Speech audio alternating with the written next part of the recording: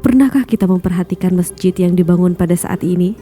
Megah, luas, mewah, bertingkat, dan berkelas. Karena kemegahannya, tidak jarang masjid dijadikan sebagai objek wisata yang wajib disambangi, bukan digunakan sebagai tempat beribadah dan sarana untuk zikrullah. Inilah salah satu fenomena akhir zaman yang telah diingatkan oleh Rasulullah SAW, yaitu ketika masjid sudah dianggap sebagai tempat rekreasi dan hanya dijadikan jalan untuk lewat. Ibnu Mas'ud berkata bahwasanya Rasulullah SAW bersabda, sesungguhnya salah satu tanda kiamat adalah bila masjid-masjid dianggap sebagai jalanan. Kiamat tidak akan terjadi sehingga orang-orang bermegah-megahan dengan masjid-masjid. Hadis riwayat Ahmad.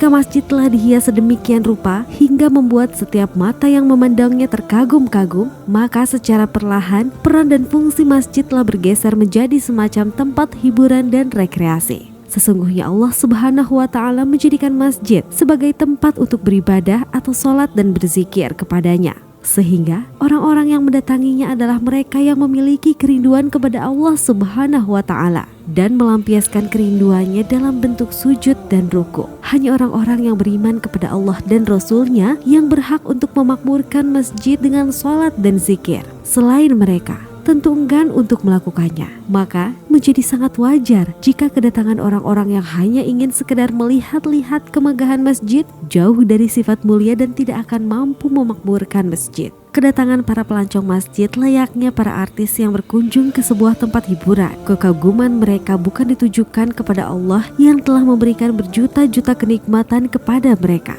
melainkan kagum kepada arsitek dan perancang masjid yang dibangun. Kesibukan para wisatawan bukan pada ibadah apa yang terbaik jika berada di dalam masjid, melainkan pada berapa biaya yang dihabiskan untuk membangun masjid, siapa desainer dan perancangnya, bahan apa saja yang digunakan dalam pembangunan, dan beragam pertanyaan yang sama sekali tidak berhubungan dengan ibadah. Yang pertama kali dilakukan para wisatawan bukan melakukan sholat sunnah tahiyatul masjid 2 rakaat, akan tetapi yang mereka lakukan adalah mengeluarkan kamera digitalnya untuk memotret seluruh ruangan masjid dan berpose di beberapa sudut masjid. Ironis, Rasulullah SAW sudah pernah menjelaskan tanda-tanda kecil datangnya hari kiamat melalui keterangan hadisnya. Salah satunya ada hadis yang menyebutkan banyaknya orang yang bermegahan membangun masjid merupakan satu dari banyaknya tanda kiamat. Keterangan tersebut disandarkan dari hadis dengan sanad sahih yang dikisahkan oleh Anas bin Malik radhiyallahu anhu. Ia berkata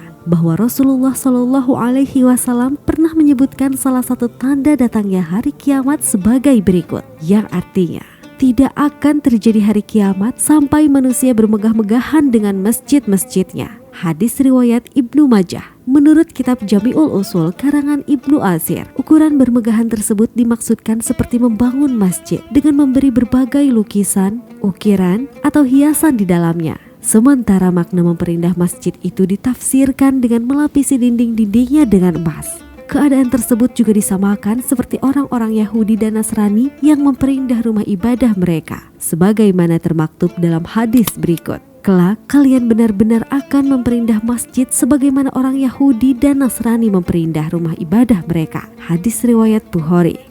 Lebih lanjut, kitab Umdatu Al-Qari Syarh Sahih Al-Bukhari menjelaskan bermegahan membangun masjid juga dimaknai dengan tidak memfungsikan masjid sebagaimana mestinya. Sebaliknya, mereka sibuk dengan pengkonstruksian fisik dan tidak menggunakannya untuk zikir dan membaca Al-Quran. Mereka menghiasinya, memperindahnya, kemudian mereka duduk di dalamnya, Mereka membanggakan dan saling berdebat tetapi tidak sibuk dengan zikir, membaca Al-Quran dan sholat. Demikian bunyi kitab tersebut yang diterjemahkan Dr. Kiai Haji Rahmat Murado Sugiarto LCMA Al-Hafiz dalam buku Fikih Akhir Zaman.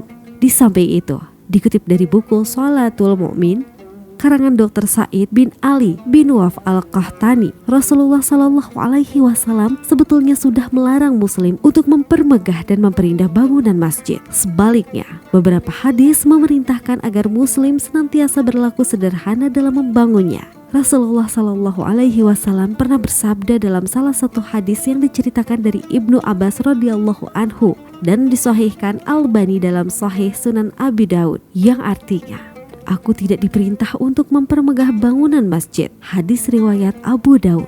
Bahkan menurut keterangan hadis Abu Sa'id Al-Khudri radhiyallahu anhu, Rasulullah Shallallahu Alaihi Wasallam membangun atap Masjid Nabawi dengan pelepah kurma. Berikut bunyi hadisnya. Atap Masjid Nabawi terbuat dari pelepah kurma. Hadis riwayat Bukhari. Salah seorang sahabat Nabi, Umar bin Khattab radhiyallahu anhu, turut melarang bermegah membangun masjid. Ia hanya memerintahkan pembangunan masjid secara sederhana sesuai fungsinya dalam hadis berikut. Buatlah atap supaya manusia terlindungi dari hujan, namun jauhilah memberi warna merah atau kuning, karena yang seperti itu bisa mengganggu orang ketika mengerjakan sholat. Hadis riwayat Bukhari. Saat ini, banyaknya masjid yang dibangun dengan megah semoga tidak merubah fitrahnya sebagai tempat beribadah dan pusat pemberdayaan umat, seperti apa yang dikhawatirkan para ulama, di mana dibangunnya masjid dengan megah namun tak dibarengi dengan giroh umat untuk memakmurkannya.